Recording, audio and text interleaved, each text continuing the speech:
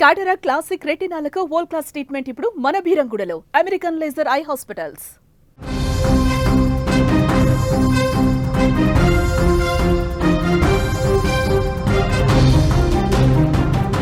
విజయవాడలో ఒళ్ళు గగుర్లు పొడిచే దారుణ ఘటన వెలుగు చూసింది.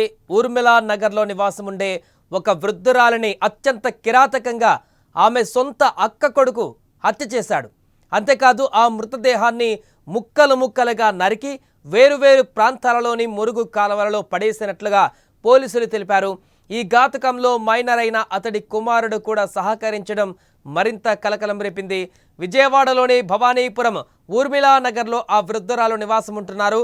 ఆమె నివాసానికి దగ్గరలోనే ఆమె అక్క కొడుకు కూడా తన కుటుంబంతో కలిసి ఉంటున్నాడు. గత కొద్ది రోజులుగా భర్తకు అతడి భార్యకు గొడవలు జరుగుతున్నాయి. ఈ గొడవలతో విసిగిపోయినటువంటి భార్య తన పుట్టింటికి వెళ్ళిపోయింది. అసలు తన భార్య వెళ్ళిపోవడానికి కారణం వరుసకు పిన్ని అయ్యేటువంటి ఆ వృద్ధురాలే అని ఆ అక్క కొడుకు పగ పంచుకున్నాడు. ఎలాగైనా ఆమెను హత్య చేయాలని నిర్ణయించుకున్నాడు. దీనికోసం పక్కా ప్లాన్ సిద్ధం చేసుకున్నాడు. ఆ ప్లాన్ని అమలు చేశాడు. అక్టోబర్ 1వ తేదీన బుధవారం నాడు నిందితుడు మాయ మాటలు చెప్పి వృద్ధురాలని తన బండిపై ఎక్కించుకొని ఇంటికి తీసుకువెళ్ళాడు. అప్పటికే హత్య కోసం సిద్ధం చేసుకున్న పదునైన ఆయుధాలతో వరుసకు పిన్నైన ఆ వృద్ధురాలిపైన తన మైనర్ కొడుకుతో కలిసి దాడి చేసి దారుణంగా చంపాడు. హత్య చేసిన అనంతరం మృతదేహాన్ని ముక్కలు ముక్కలుగా నరికి తల, కాళ్ళు, చేతులు, మొండెం భాగాలను వేరువేరుగా చేసి 2 గోనె సంచుల్లో కట్టారు. ఆ తర్వాత ఆ సంచులను వేరువేరు ప్రాంతాలలోని మురుగు కాల్వలలో పడేశారు. మొండాన్ని విజయవాడలోని బొమ్మసాని నగర్లో పడేయగా తల, చేతులు భాగాలను విజయవాడ అక్కనిసన్ స్కూల్ సమీపంలో పడేశారు.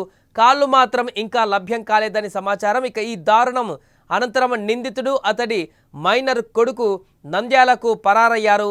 ఇక నిజానికి గత 5 రోజుల కిందట ఆ వృద్ధురాలు కనబడడం లేదంటూ భవానీపురం స్టేషన్లో మిస్సింగ్ కేసు నమోదయ్యింది.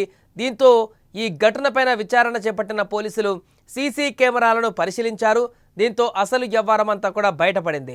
వృద్ధురాలిని చంపింది అక్క కొడుకేనని తేలిపోయింది. మృతురాలి శరీర భాగాలను ఒక్కొక్కటిగా సేకరించారు. విజయవాడ నగరంలోని పలు ప్రాంతాలలోని డ్రైనేజీలో శరీర భాగాలు కనిపించడంతో వృద్ధురాలిని అని గుర్తించారు పోలీసులు.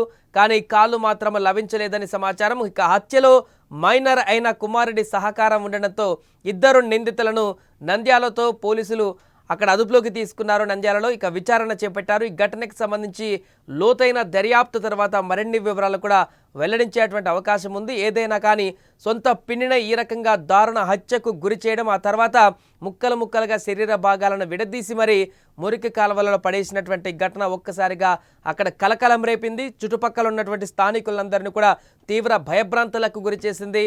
దీనికంటే ముందు గత కొన్ని రోజుల క్రితం సేమ్ ఇలాంటి సంఘటనే హైదరాబాద్ బోడుప్పల పరిధిలో చోటు చేసుకుంది. అక్కడ కూడా కట్టుకున్న భార్యను, గర్భవతి అయినటువంటి భార్యను ముక్కలు ముక్కలుగా నరికి ఒక వ్యక్తి మూసీ నదిలో పడేసినటువంటి ఘటన మనం చూసాం. ఎగ్జాక్ట్గా అలాంటి పథకాన్ని ఇక్కడ అమలు చేసినట్టుగా కనపడుతుంది. విజయవాడలో కూడా వరుసకు పిన్నయ్యేటువంటి తనని దారుణంగా అతి కిరాతకంగా చంపి ఆ తర్వాత ఎవరికీ తెలియకుండా కనపడకుండా ఆ శరీర భాగాలని ముక్కలు ముక్కలుగా వేరు చేసి వాటిని మురుగు కాలువలో పడేసినటువంటి ఈ యొక్క దారుణమైనటువంటి సంఘటన ఆలస్యంగా వెలుగులోకి వచ్చింది. దీనిపై తీవ్రంగా స్పందిస్తున్నారు అక్కడ ఉన్నటువంటి స్థానికులందరూ కూడా. వీరి కుటుంబ సభ్యులు కూడా అతనికి కఠినమైనటువంటి శిక్షలు పడాలంటూ కూడా తీవ్ర స్వరంతో హెచ్చరిస్తున్నారు.